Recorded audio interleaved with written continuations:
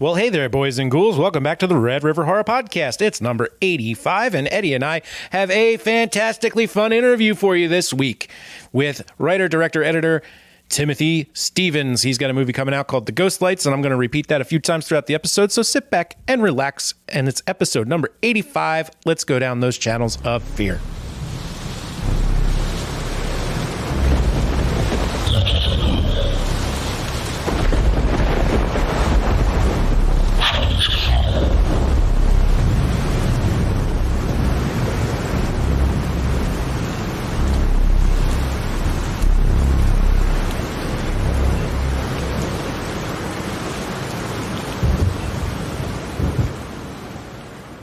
All right, and we are joined by writer, director, editor, and actor Timothy Stevens, who has a film coming out called The Ghost Lights on August 26th. Welcome to the show. Welcome to River Horror. Timothy, thanks for joining us, man. Yeah, thank you. So I am not going to, I just want to get right to it. We watched the trailer, and I'm all in, and I want to know probably too much. This is a really... I won't tell you too much. I'll tell you just enough. Thank you. Yeah. This is a really creative looking movie. And I really like the fact that you wrote, directed, and you play Man in Black. Yes. Is your character's title. And we, right before you signed on, we were like going on about how much the idea of having a cassette in there really set us up. We're just like, oh, like we're liking this. So like, when you sat down to write this movie, what inspired you to like kind of go with like this supernatural element? Because like I read that you're into like some like the older horror.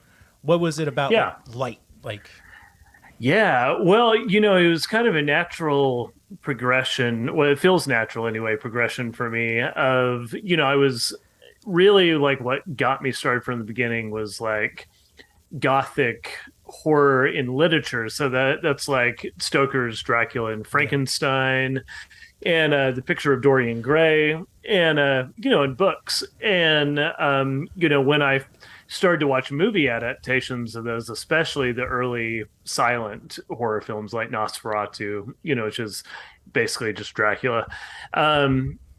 All of that kind of came together, and like the next thing I read was like Anne Rice and the Vampire Chronicles, and all of her stuff is really steeped in folklore. And of course folklore has real world analogies. Like folklore has to come from somewhere, right? Right. And so it kind of made, and I'm reading all of these things as inspiration. I'm not sure I'm like a believer in all this stuff, but it's infinitely fascinating. And this bookshelf over there, that whole middle row there, that's all nonfiction paranormal. So this is allegedly stuff that supposedly really happened in whether it's ghosts or poltergeist or cryptids like the Mothman, or alien encounters, this sort of thing. So I kind of found my way into all of that through horror, essentially. And in the last couple of years, and I don't know why this is, I think it has a lot to do with our kind of like pop culture and like public zeitgeist right now is really centered on UFOs. We're having congressional hearings about either calling them UAPs now, unidentified aerial phenomena. I don't know why we can't say UFO, but don't. So I mean, we're all thinking about this, and the government is saying this is real. We don't know what it is, but we think it's a threat. And when you really start to go down that rabbit hole, like the Mothman prophecies, for example, the book that the movie was based on,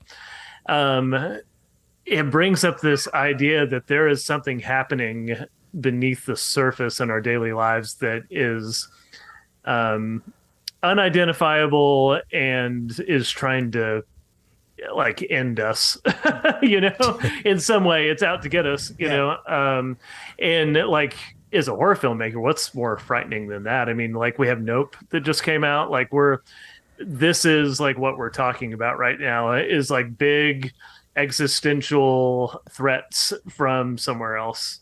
And I don't know why that is. There's some cultural things going on there, I'm sure.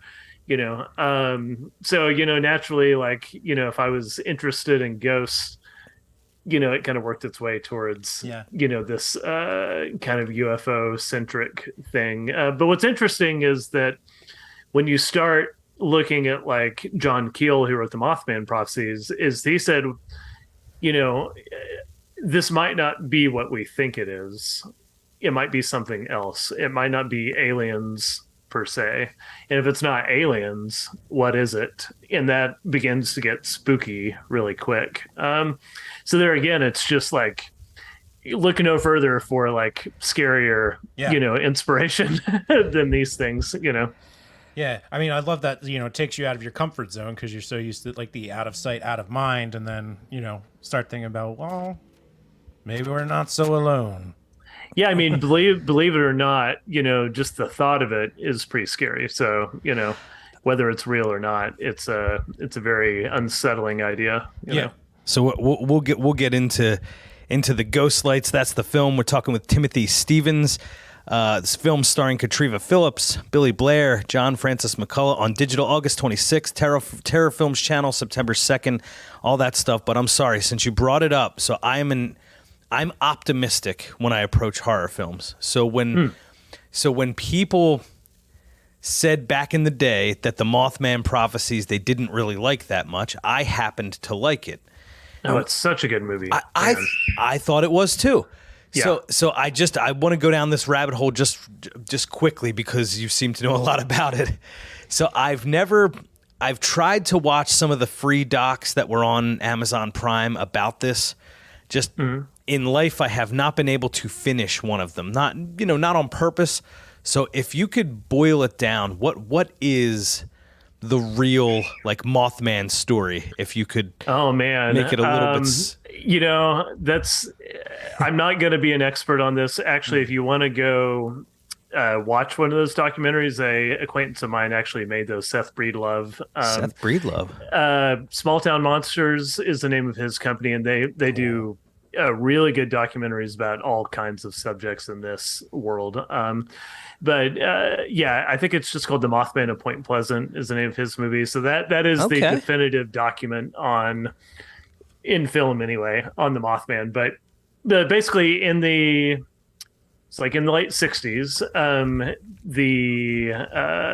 and really, actually, if you read the book, The Mothman Prophecies by John Keel, that's a really good comprehensive look. I didn't even know it was a book, so I'm in. Oh yeah, it's a nonfiction book. It's actually the scariest book I've ever read. It's so spooky. Yeah.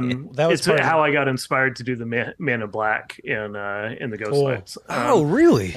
Yeah, because he talks about Men in Black, and they're not the friendly, lovable franchise characters. They are something else. And they're not the government either. They're things pretending to be human. And they're not going to slap you like Will Smith. No. Yeah. No. No, they're just going to like shake you down and terrify you and make you think you're insane. You know? Wow. So basically what happened is, and I forget the year, it was like late 60s, in Point Pleasant, West Virginia, this creature was seen, and it was this big winged kind of hairy creature with big red disc eyes. And after that happened, a whole slew of other things started happening. UFOs were seen. People were having poltergeist activity inside their homes. The Men in Black started to show up and threaten people. And all of this kind of led to a climax where the Silver Bridge collapsed, which was this big long bridge going over the river there. After that, there was a little bit of activity, but it basically all stopped after the collapse of the bridge. And it all seemed to be basically a foretelling of things to come. So it was, and now the Mothman has been seen in Chicago, for example, in the last couple of years. And people are pointing to different tragedies that have happened and said, well, the Mothman told us this was going to happen. It's like a harbinger of doom, so that's kind of the, and the movie doesn't get that deep, and it's Sure. a somewhat fictionalized version of that whole story. But It's definitely it's more than just a creature in the sky. It's a whole slew of things. And really that book, The Mothman Prophecies, was a big influence on me for writing the Ghostlights. Because John Keel, he was basically just a journalist, he kind of came to the conclusion that when these things happen, they all happen, and I mean ghosts, aliens, UFOs, Bigfoot, like all this stuff. It's just all the same thing. And if it's all the same thing, then what the hell is it? And his conclusion is that it's not good, whatever it is. It's not friendly. It's not benign, which there again, that's spooky. That's spooky as hell. So, there's the kind of very quick summary of the Mothman. I appreciate it, and I will watch Seth Breedlove's film because that'll do me well. And also, I loved the tone of the Mothman Prophecies. I'm a big fan of that tone, that pace. Oh yeah, I tried to do that with the Ghostlights, because that really is my question. The tone is, and actually the screenwriter of that, I actually follow him online, and he has a podcast that he's regularly a part of. He's heavy into what we call high strangeness, which is this kind of philosophy and paranormal of this kind of catch-all, like it's all the same thing. And when you get deep into that, it has a tone, and it's a tone of something's wrong, and I can't put a finger on it, but something's terribly wrong, and reality is shifting underneath our feet, and I think that's what that movie does so well, is that he's drawn out, and he's a city guy. He's drawn out into Point Pleasant, and things are not what they seem, and when they're not what they seem, they're way not what they seem. Reality dissolves, in that film, which is really cool. Yeah, that's one of my favorite ways of for storytelling. Just that kind of that adventure, the fish out of water, or out of your element. Yeah, and it's a H.P. Lovecraft kind of pioneered that. His whole thing was the spiral is you start out in reality, and then with each twist and turn of the screw, you find yourself getting way outside reality until suddenly Cthulhu is ripping the earth apart, and you have gone mad from his non-Euclidean geometry and all this. I'm a huge fan of Lovecraft as well. So okay. So speaking of, did you check out Lovecraft Country on HBO? I haven't seen that yet. I don't have HBO, so I heard it's good. I really like The Color Out of Space, the new film with Nicolas Cage. Well, Nicolas Cage, is really good.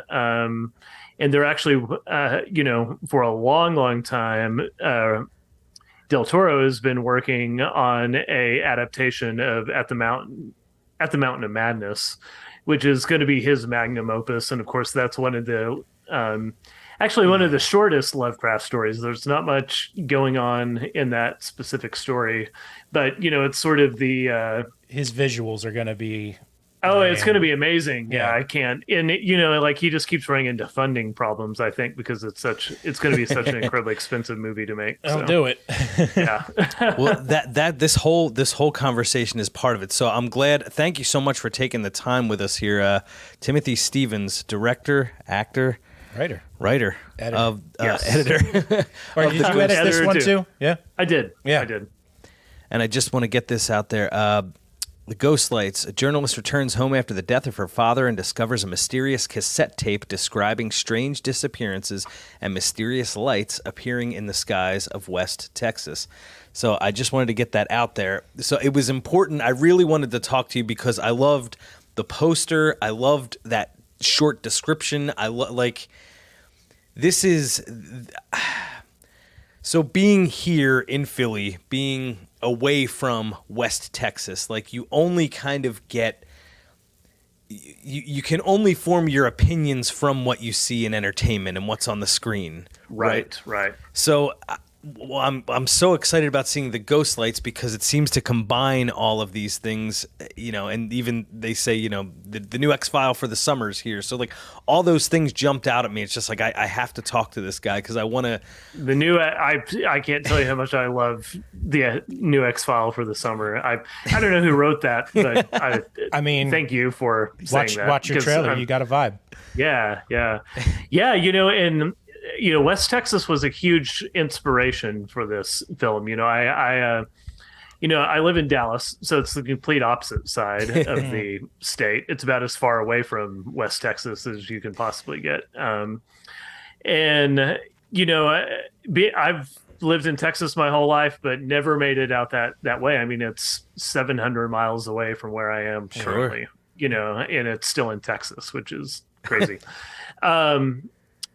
So, around 2018, at the recommendation of my boss at the time, actually, he was like, there's this cemetery out in the middle of the desert, and it kind of looks like the end of The Good, the Bad, and the Ugly, and you need to go see it. It's super cool.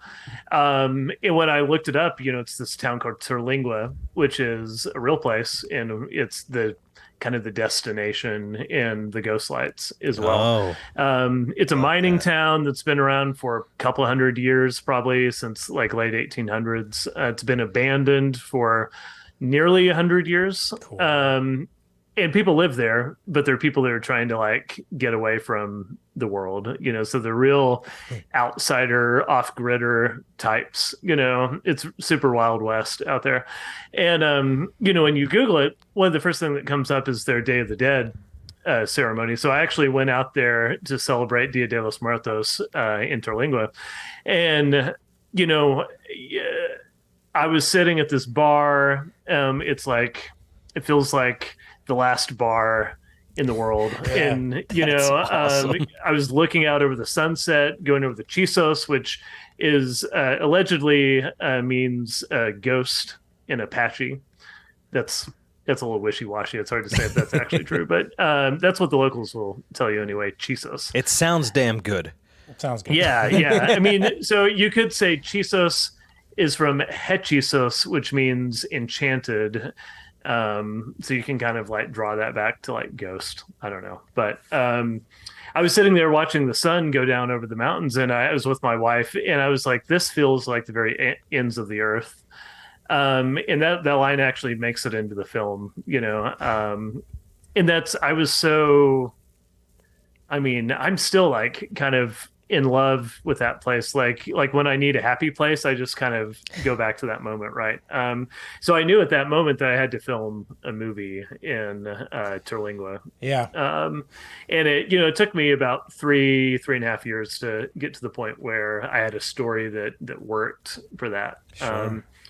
But when people say West Texas, they actually often show New Mexico, or in movies sometimes they say West Texas and it's actually Dallas, which is a pretty green place. Like we're just above the Texas Hill Country, so it's a pretty it's super urban. It's lots of concrete. So Paris, Texas is a movie that is pretty accurate for what West Texas looks like. They shot a bit of The Mandalorian out there for like backdrops. So some bits of like what are supposed to be Tatooine, that's the Big Bend area. But I wanted to make something that kind of captured that same experience I had when I went there for the first time. And the thing is, location is so... I'm just glad to hear you say that, because for me, it's like that's what when I enter a film and it has the description that your film has, it's like that's where I want to be. It's like, so when I put this on, now I want to be in West Texas, like just sitting there, going along with the characters, going along this story. So that's so cool. It's it's a hard feeling to explain to people, but I feel like just in your answer there, you get it, because we were.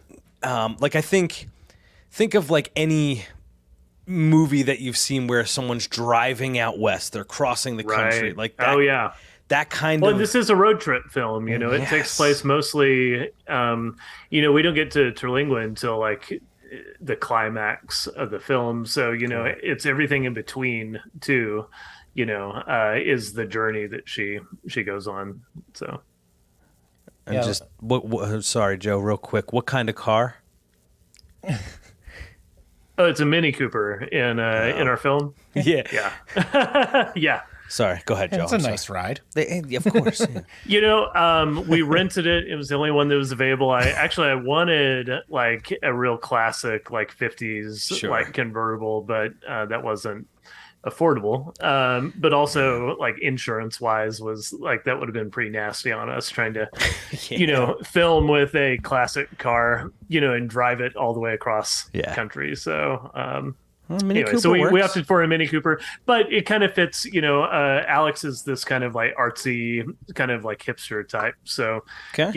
It fits. it is a city girl that was a comfortable car for her to take, you know? And what a cool, like, for you doing the writing and the editing, to be like editing going from like that urban feel to like the hometown to the road trip. How was that like with this lighting and sound? Like, was that something you kind of like tweaked with like throughout the process? Being like, all right, we just kind of like, Like natural. you know how like verse. those little things can get your anxiety going a little bit when you're watching. Oh, like, sure. like, ooh. Yeah. Well, I think, what happens naturally in this film, and I'm not sure I did it on purpose. It's just sort of what happens as you drive out. You take I-20 and you hit west and you just go, and I-20 takes you all the way to Terlingua nearly. Is that your perspective widens. So, if you live in Dallas,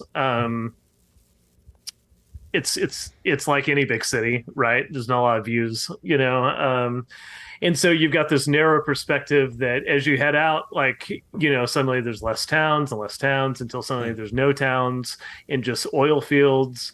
And then that's huge, wide open, wasteland, basically. Yeah. I'm not a fan of that area, but, once you kick past all the oil rigs, this whole other world opens up. And I think that's kind of like what happens in the film is we got the opportunity once we hit like Odessa out to Alpine and then out to Terlingua, which is really the edge of Big Bend. Suddenly the landscape becomes huge, and there's only one way to film that, which is on big wide angle lenses, as close to dusk as you possibly can, so that you've got the beautiful colors happening in the sky. So yeah, I think that was something that just kind of happened naturally as you make your way out that direction. You know. How long did that take to film? From like, did you film it from Odessa to Alpine to Terlingua? Like, did you film it in that succession or at different times? We did. Yeah. I mean, about the only thing we shot out of order was the flashback sequences. So that's all the stuff that's supposed to be happening at a bar in Terlingua. We actually found a place that kind of looked like a bar in Terlingua here in Dallas, and because Billy Blair, those are the only scenes he's in, so it didn't make sense to like haul him, 700 miles. Go so for a drive, Billy. yeah. So, and Billy's great. He's such an amazing actor, and he normally does like action movies, like shoot 'em up type stuff. Robert Rodriguez films. Machete. And you said that, Machete 2, Sin City, Cool. A Dame to Kill. He was in Elite of Battle Angel as well. And now he's in the Ghost Lights. Yeah. That's pretty cool. So we actually filmed those here, and then after that we pretty much filmed in order. So we started in Dallas and then set out across the hill country, hit Odessa. Odessa is where we did the hotel scenes, where you see like the oil rigs and stuff like that. And then we just made our way west. Basically, it took about 10 days all in all to film. I would say a little over half of that was actually in progress, to Terlingua. So it was a literal road trip while we were filming, which was actually kind of fun because it's 2020, October. So at that point, like I hadn't seen anybody really, and much less gone on a road trip, so it was kind of a welcome change, if I'm being honest. Yeah. I'm sure. Yeah. Yeah. No, that's kind of where the podcast. So redriverhorror.com, the website, it's 5 years old this year. So cool. we're celebrating that. But the podcast started in 2020, and it was funny. If I'm sorry for the podcast listeners, they've heard the story. Joe and I started watching. We had never completed the Phantasm series because we could never get a copy yeah. of 3. 1, 2, 4. 3 was always so hard to come by. Yeah, I don't even think it's on Shudder. I don't think it is. Yeah. Well, so cool. Yeah. So we watched that, and we're just like, you know what? We should add the podcast component, and Joe did. We started it up, and it's funny actually thinking about that. That is, Phantasm does turn into a road trip. I mean, that's the yes, like Reggie and Mike, they hop in the freaking Barracuda and oh yeah, man, that's such a cool movie, Phantasm. It's weird. It's so very weird. Yeah. I showed it to my wife, and she was like, "What the hell is this movie?" Yeah. I was like, "I don't know. It's cool." Yeah, that's like one I don't think I would like. I thought about like, oh, maybe I'll make my wife watch it because like we were talking about with them. Like, you know what? No, it's like you got to be into the slow burn horror. Well, and it's. I watched it again over the pandemic, and because the first time I watched it, I was like, that was cool, but that didn't make a lot of sense. Right. And the second time and third time I watched it, I started to realize that like the whole thing's basically a nightmare. And so when like a literal nightmare, and so when things start happening that are like nonsensical, they make sense if it's a dream. Yep. Yeah. So it's all basically just like a fever dream. And when you accept that, it becomes like a really cool movie because you start to realize what they're doing with the film, and it's not like nonsensical for the sake of it. Yeah. So it's actually a really smart film. They knew exactly what they were doing with that movie. Oh, yeah. So. And that's so in 2020 it was such a weird time. Here we are outside in my garage, right? Like watching, catching up on all the Phantasm films, and I'm just thinking, like, man, can you imagine taking a road trip at that time? Like, how cool is that? That's all I wanted to do, but I had to work remotely. So yeah, I know, man, and it was expensive. Yeah. I mean, like I couldn't have done it otherwise. I mean, we had the production paid for COVID tests for everybody. We had to. We could only do Airbnb cabins because we had to stay together, right? Yeah. So, no staying in hotels where we might come into contact with other people. So, it was a big blessing, especially once we got out to, Big Bend and we're sitting under the stars, like drinking bourbon and smoking cigars, like, after a long day of shooting. But it came at a pretty high cost, like I could make that trip to Terlingua right now for $500, right? Maybe, including gas. But at that point, like it cost us like $5,000 or $6,000 to go out to Terlingua, because there's just so much. And we took our time, obviously, because we shot incrementally. But it's paying insurance and all the stuff that we had to do just to like get out of our doors. Was kind of insane. But you did it, and it's looking good. Well, good. Yeah, it was worth it. It was definitely worth it. No, and that's we always. I always try and pry some kind of information out of filmmakers because Joe and I have made films and have had some success, but it's not our main craft. It's not.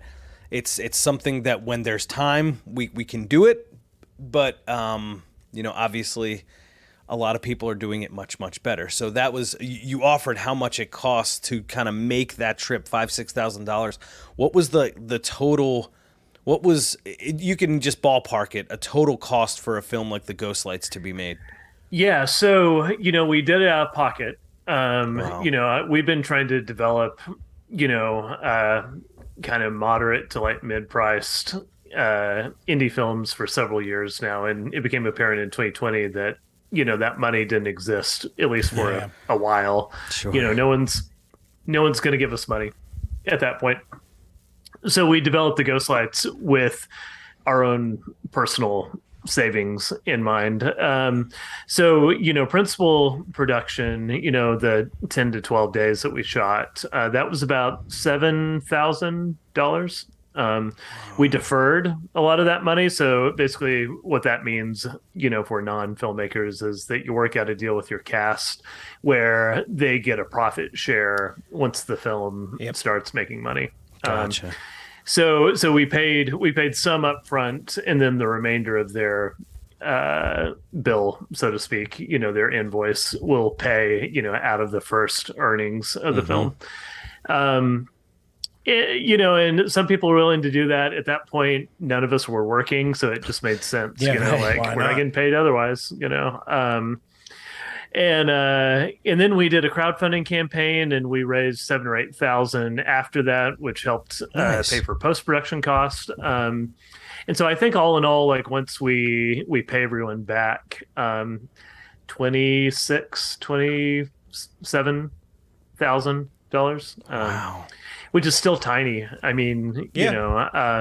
100,000 is considered micro budget. So, like as far as like SAG rules go, so like what we're doing is like, I don't know, non-existent budget. Like I don't know, like we don't really fit in a category. Yeah. Because it's hard, it's hard to do. You can do a short film for this amount of money and make it look really badass, so to pull off a feature film at that price and have it look worthy, to me, I'm not going to make something that looks like crap. To have it look decent, it's a lot of creativity just to like see how that money can be stretched and where it should be spent.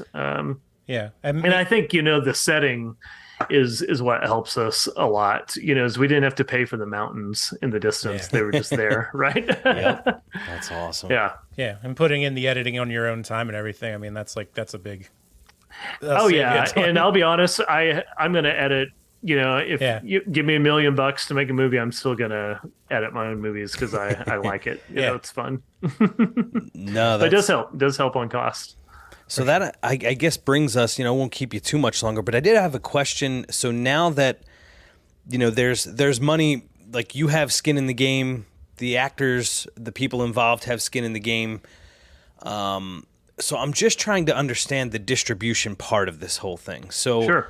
So the Ghost Lights, it says, is available on digital August 26th. Correct. I'll take that first one there. Is that like where you can order it on Amazon Prime or iTunes or something like that? Is that stage of it?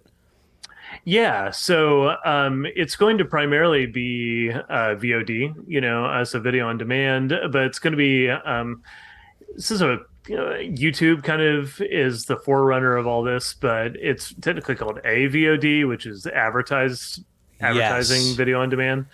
So what that means is it's like Tubi, for example. As you go on Tubi, and you don't have to have a membership. You can if you want, but you can just watch it, and it's going to run ads periodically on top of the film. And we get a share of that ad revenue, or rather the distributor gets a share of that, and then we get a share after they've taken their bit, so on and so forth. And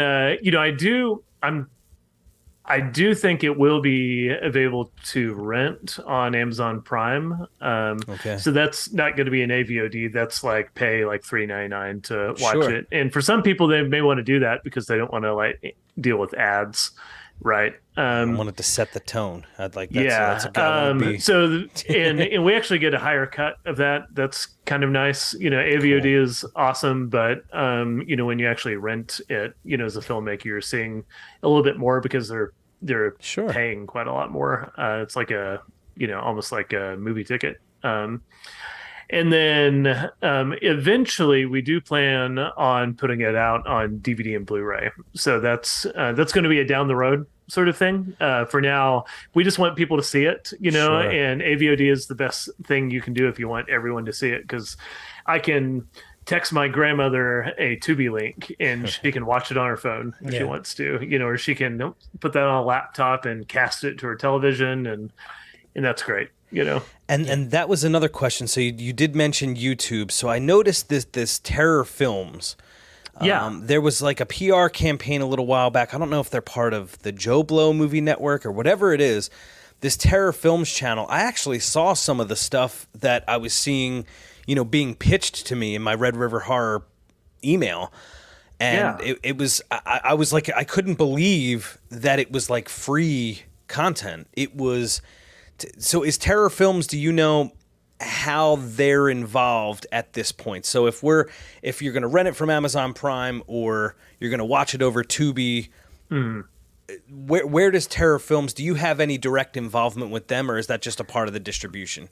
So they are the distributor. And so nice. Whether it's on Tubi or Amazon or their own YouTube channel, for example, it's all coming from them. And you know what I really like, honestly, and what convinced me, because I had the choice between Terror Films and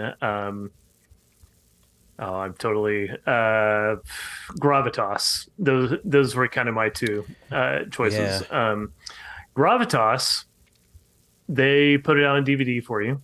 That's kind of cool. Wow. They can get you on some major streamers. Maybe they make no promises. But they do zero promotion for you. Right. They might do a Facebook post. They might not. Like they are totally disinterested in like promoting the film after they like put it out on the world. Sure. Which means that it's on me as a filmmaker, and I've already spent all my money just making the film. So now you're telling me I've got to like do a Facebook ad campaign and like pay like possibly a PR company like oodles of money to like just get it out there. Yeah. But then I'm still gonna have to do all the interviews. Yep. And the cool thing about Terra is they're like, we're going to do that for you because we're going to promote your film because, we are fans of horror and the people that are fans of us are fans. And so there's kind of this like community commitment, like, cause there's like a horror film community, like we have conventions that we go to, That's honestly from just reading. I get like pitches from everywhere, and just reading Terror Films communications, I got that vibe. So so that's I'm glad you cleared that up for me, because I do see stuff from Gravitas. It's just like the pitch itself, but yeah, the Terror Films. It's something about their outreach made me feel that way. It's just like, what, I feel like this is horror community, like this is the horror community. It's horror films for horror fans. I think if that's not a catchphrase, then they need to like hit me up and I'll license that for them. But so what's going to happen is like it feels like it's for free, but it's really not, because there is what's going to happen is that and actually we're reconfiguring the dates right now. It was supposed to be September 2nd and 9th, and they're actually developing a big Halloween kind of like Days of Horror type campaign October into November. So they're actually going to push that YouTube premiere to a later date. So that's kind of to be determined at this point. But what they'll do, and it's actually really cool, is they do a live stream premiere on YouTube. People can RSVP for it. You can go find the link and say click, and it'll shoot you a notification when the date's getting close. And then you watch it in real time with everybody, hundreds of people, all at the same time, just like a movie theater. And then we come on like this through a webcam and do a Q&A afterwards. And then after that, it's going to live on the channel with ads playing over it. But that first time, it actually is free, and you can just pop in. There's no ads, and you get to, we're trying to make sure Billy and Katriva and everybody, John Francis, are all available, so we'll be able to do a Q&A as well. That's cool. So it's it's a little bit like seeing at a film festival, honestly. That's maybe what we do, because we try not to do a new 31 films of Halloween type thing. We call it Red October on Red River Horror. Oh, okay, yeah. So cool. we try not to do a new one every single year, just because like the first one, so much went into it, so many voices went into crafting it, and then we had that, and then last year we came up with a new method that was fun. We did it live. We changed things on the fly.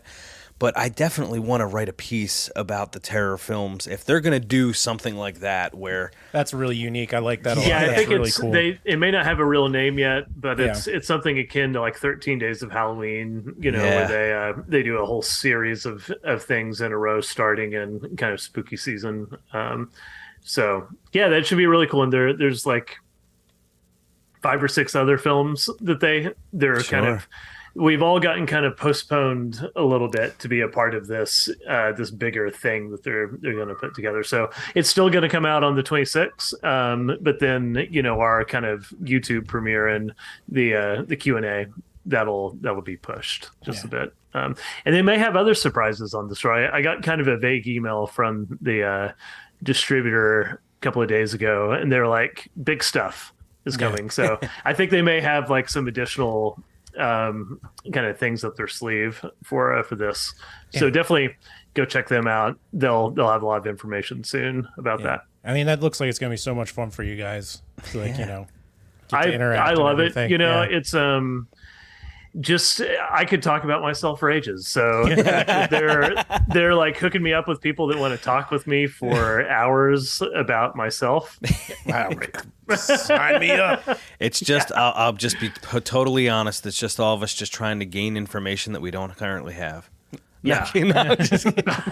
Got it. No, it's a lot of fun. I got the poster. We saw the trailer, the pitch, everything. It was just I'm like we have to be in touch. So I'm not going to wrap. I know you probably have another question, but I'm just glad that we were able to connect because I know we tried over the past 2 weeks, and I wanted to make sure Joe was here. He's the host.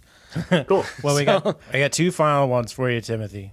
Yeah. Because now I'm curious. So we've covered, some lore in East Texas. So we got the ghost lights there. Talked a little Mothman. Up here where we're from, we got some fun stuff. Like the Pine Barrens is pretty 45 minutes away. So we got the Jersey Devil Can I across cuss the river. on this show? You sure can. Fucking Pine Barrens, man. Yeah. That's the haunted woods. Yeah, so it's they're close by us. That's spooky stuff. Yeah, Well, cool. Is there something for East Texas? Is there like a Plano poltergeist out there, or So in Terlingua and Marfa, they had the Marfa lights, which is a real phenomena that was the inspiration for this. These strange lights that appear out over the desert in a direction where there's no houses and no cars, and we saw them while we were filming. Actually, very weird and very real. Our kind of, they call it North Texas. It's really not North Texas because you can go farther north than here. But if you keep going east, and I actually shot a short film out there. It's called The Resurrectionist, and it's like a voodoo post-Civil War Reconstruction era horror film that you can find on YouTube.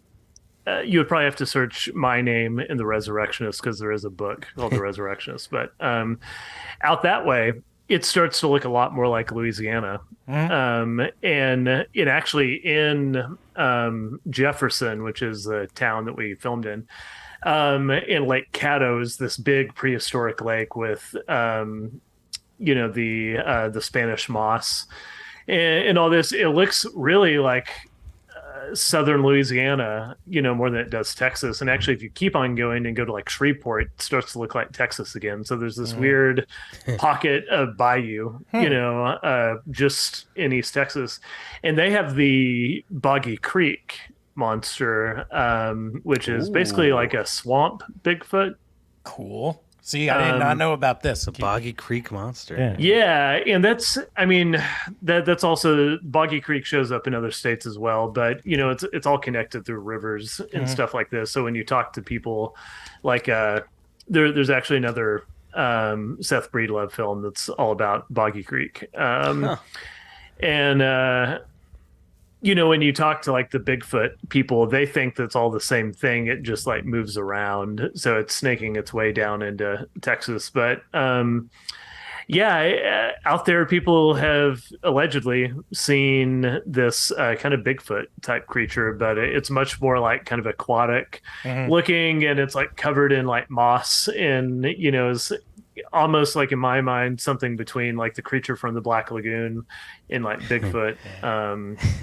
I don't know. I mean, when we filmed The Resurrectionist out there, a lot of it was after dark, and we were in this Cajun cabin on stilts, just overlooking the water over the bayou, and you start to see and hear things in the dark out there, and there's things making really weird noises that kind of echo down the water, and you don't really know how far or close away it is, and things splash, and you're like, well, that could have been a fish. There are alligators there, so you think maybe that was an alligator. Is it something else? I don't know.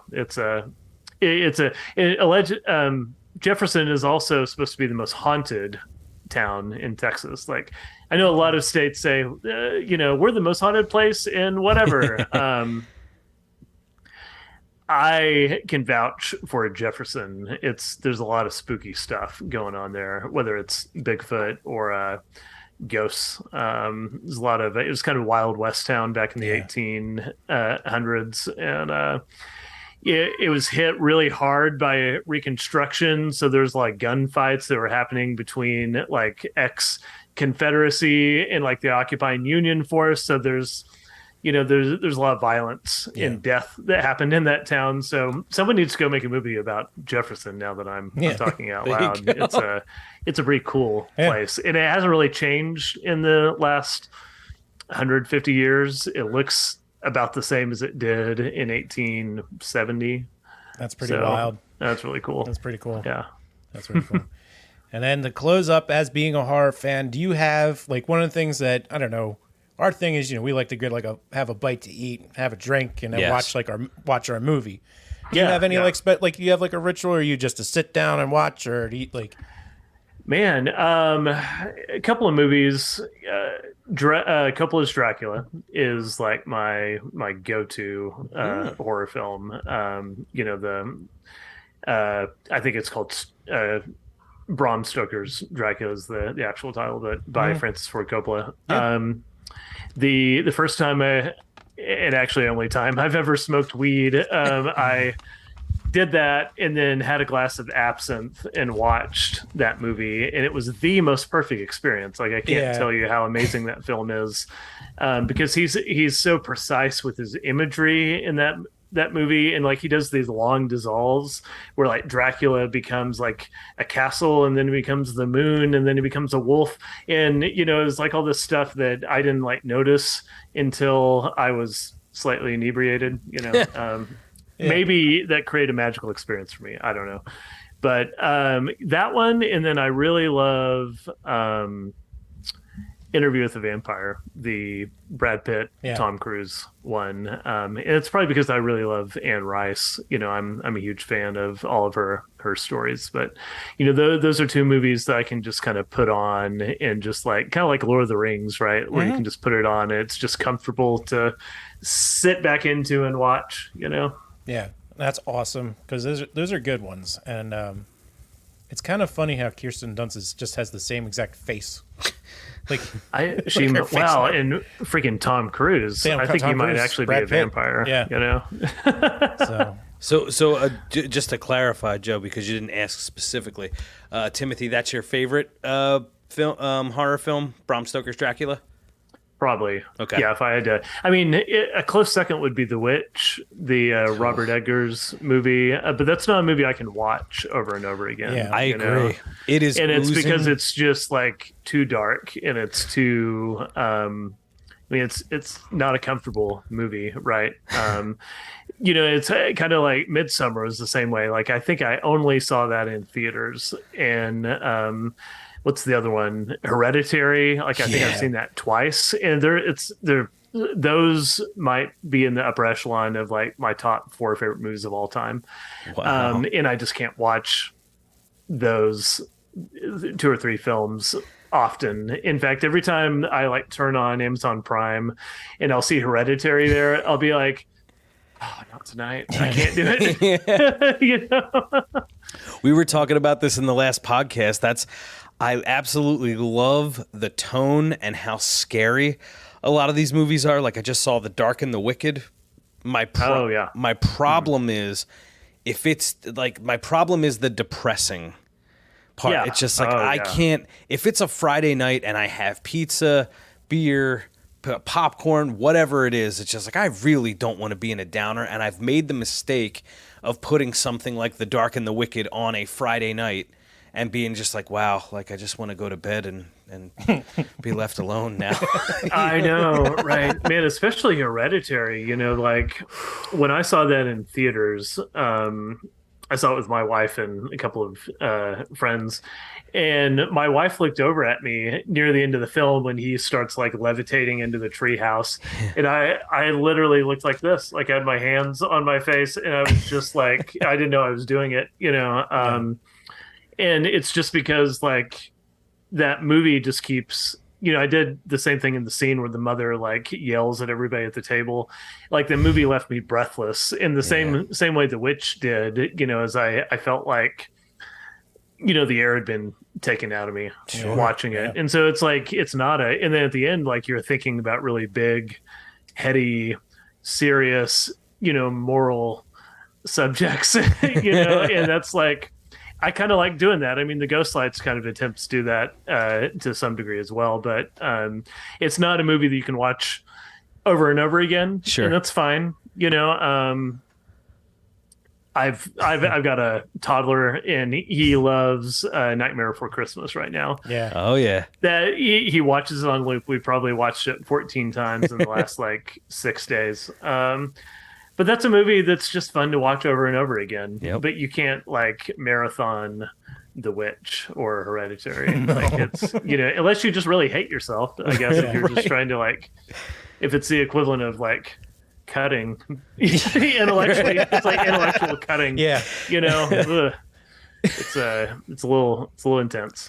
Well, Timothy Stevens, writer, director, actor in the film is called The Ghost Lights, starring Katriva Phillips, Billy Blair, John Francis McCullough. It is out August 26th for you to rent.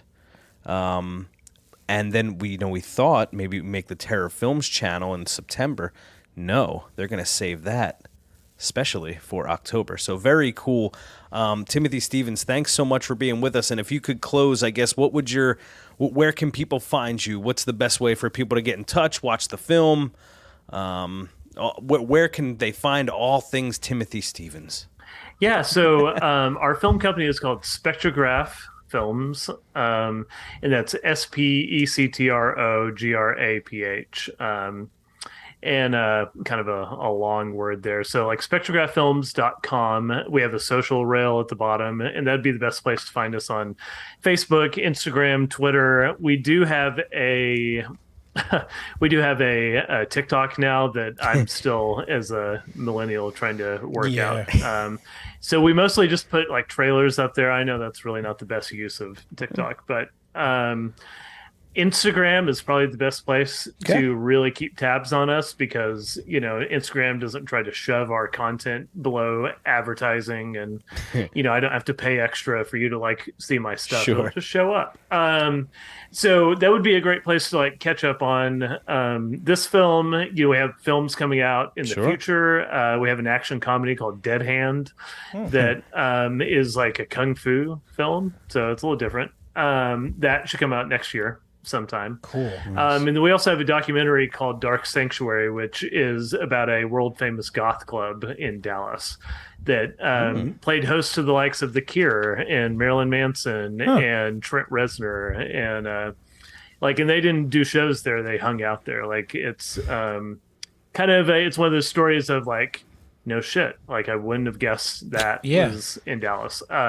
So that's a long-term project that, if you want to like, we'll do production updates every once in a while, but documentaries take so long to make that I don't expect that film to be out in the world until probably 2024, so it's gonna be a bit. It takes a long time to make a documentary. You had another one that I saw that I was like, actually I want to check that out. Was it a Kicked Up or sorry, was the one is set in Oregon? Am I reading that right? Ooh. Oh, yeah. So that's interesting. That was a for hire thing. So nice. Basically, like it was a television network that centered on like Western culture, and they were looking for a partnership with this place called the Pendleton Roundup, which is the oldest, almost I think it's like the second oldest, longest running rodeo in the world. Yeah. And it harkens back to like the Wild West days. Like that's where it was. And it was in Oregon of all places. I was hired for that, but it kind of became a passion of mine because I started like talking to all these people, and it's a volunteer rodeo. So it's put on by people that their mother and their grandmother and their grandfather put it on for generations. So it's like this big community thing. And it's about as like real Old West as you could possibly get. Like cowboy stuff has become super televised and commercialized, and it's changed a lot. It's become like very ESPN-esque, it's like another extreme sport. And it's taken a lot of the like culture out of real rodeo shit, and out in Oregon, it's real rodeo shit. It's like Indians and cowboys, and it's bronc riders who are like Nez Perce warriors, and it's like there's people in the first rodeo out there that survived gun wounds from like Indian wars, like crazy stuff. You give me on a tangent, that would be a whole other podcast. But that's it's called Letterbuck. Is the name of that film. So. That's definitely one. If you read the description, it's like, I want to check that out. And that was a fun experience because I got to hang out in Portland for a couple of days before making my way out west to Pendleton. Cool. But Portland's a cool city. I was gonna say, we say millennial. Joe, you said like Portland is the place to be for millennials. Well, I just sing the Portlandia. Song. It's exactly like Portlandia. The dream is like it's the dream like in the no 90s joke. is alive in Portland. Yeah. It was Portland is Portlandia. It may be different now. In fact, I've met some people recently that said that Portland has changed a lot and it's become very unaffordable. But when I went, it was still like you could like be like a homeless hipster living a comfortable life on avocado toast, That's something. It was good. It was interesting. Yeah, it was fun. Well, I'm excited. I'm excited to see the Ghost Lights. We will catch that in between. We'll definitely catch that. And I'd like to. You found me off of the Red River horror stuff personally. So if you can keep me posted on anything you got going, and also that if Terror Films releases anything, if you could just keep us posted, because I'd love to kind of be a part of their whole October thing, or at least kind of join in the live Q&As and talk to great filmmakers like you.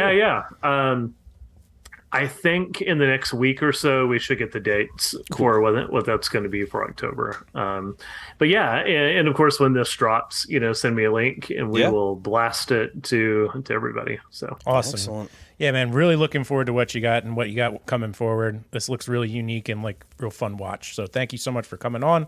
We appreciate it. That's Timothy Stevens. The Ghost Lights. Yes. August 26th. Mm-hmm. And then we're going to be putting it up on our social a lot because I think this is going to be pretty cool. Yeah. Awesome. Thanks, guys. Thank you. All right. We hope you enjoyed episode number 85 of the Red River Horror Podcast with Timothy Stevens and his movie coming out August 26th, The Ghost Lights. And remember, folks, to keep traveling those channels of fear.